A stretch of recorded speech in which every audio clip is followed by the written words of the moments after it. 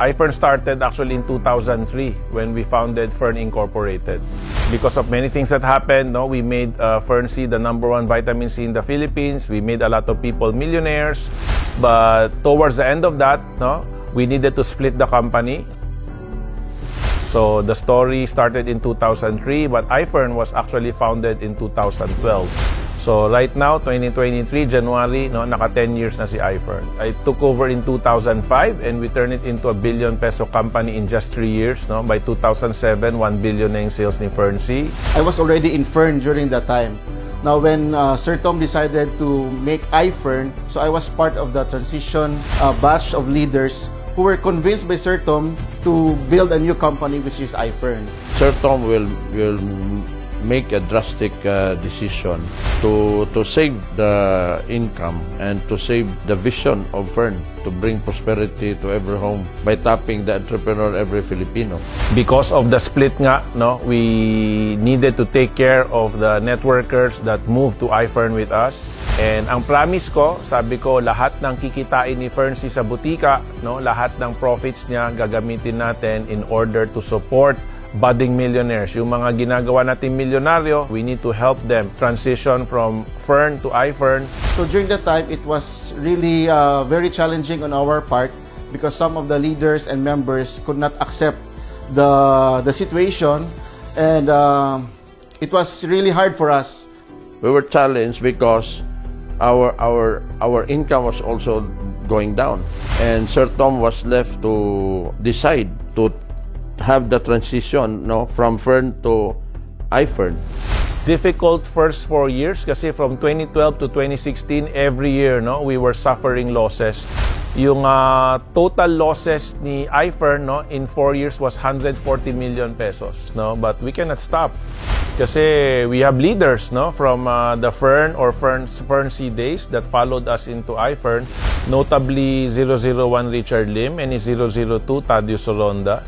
They did not give up, no? Sabi ko kasi hindi ako titigil hanggang hindi ko kayo napapayaman. So hindi ko pa sila napapayaman after 4 years, so hindi kami pwedeng tumigil. That was the challenge. The challenge began because there was a downslope of the income. Because we were actually experiencing the birth pain of the start of iFern. Ako personally, I really trust in the leadership of Sir Tom, and sabi kasi niya, hindi ko kayo pababayaan, ituloy natin yung vision and mission natin of sharing prosperity to other people. So kaya tuloy-tuloy talaga kami. In 2016, we relaunched, no, the marketing plan, binago natin. We launched also a training program. And of course, in 2016, yan din yung time na pumasok yung bagong 001 natin, si Des Lacerna. And yung 002 niya, si Zach Lopez, Lionel Villanueva. And yung 001 naman ni Zach, no, which is Alexis and Melanie. So, the 4 people comprise now our top 4. So, yung 2016, no, that completely changed the picture of iFern. Kasi for the first time, our 001 Des Lacerna was able to earn 1 million pesos in income in 1 month. They were very excited about the business that we have in iFern, and they have the experience in their previous networking companies, mga tinuturo nila sa amin. So doon ko nakikita na paakyat na talaga yung benta namin sa iFern. Kasi di naman pwedeng magaling lang yung presidente, tas bulok yung produkto. Tama? Hindi naman pwedeng maganda yung produkto tapos pangit yung marketing plan. So, tapos maganda nga produkto mo, maganda marketing plan, magaling yung presidente, pero hindi naman maganda yung sistema.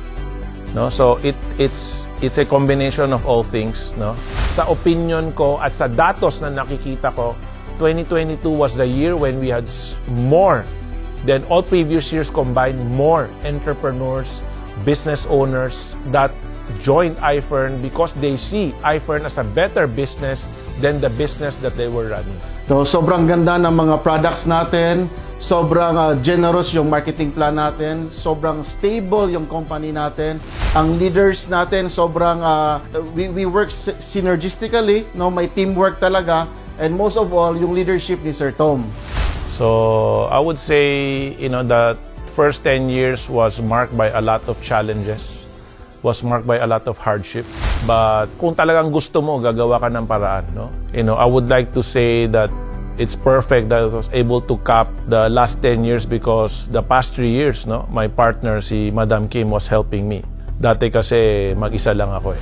That's one element that I saw that really keep us together.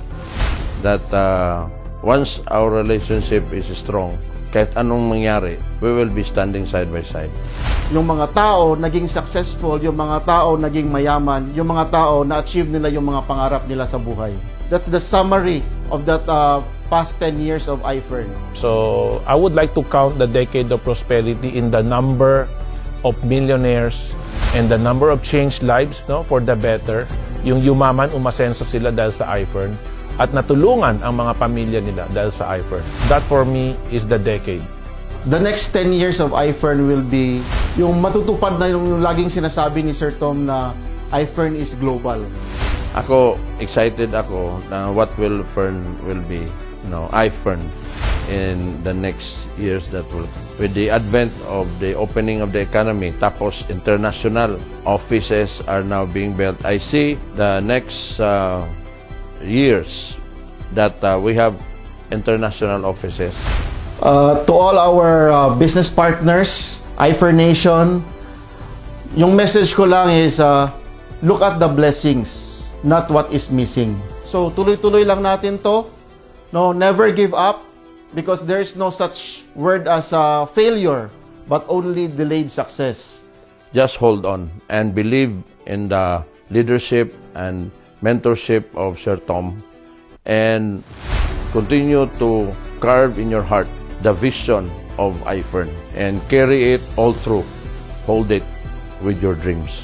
Kung nandito ka pa, nakikinig ka pa, or nanonood ka, we have a mountain of proof in front of you. 500 millionaires or 500 top distributors for 2022.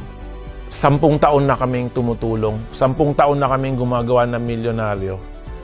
And we will do so much more. Ngayon, international na. So, ano pang ginagawa mo? Ba't hindi ka pa gumagalaw? Nakalatag na, nakita mo na yung mga nauna sa'yo. It's very clear that the people ahead of you who followed have done it. For me, sumunod ka lang para mapayaman ka rin namin. Para umasenso na yung pamilya mo. Para mananasan mo na yung buhay na deserve mo at deserve ng pamilya mo. So join me. Join iFern. Follow the system. Work hard. And you'll be the next millionaire. In 2023, iFern is global prosperity. Sa 2023, pagyaman ay sigurado.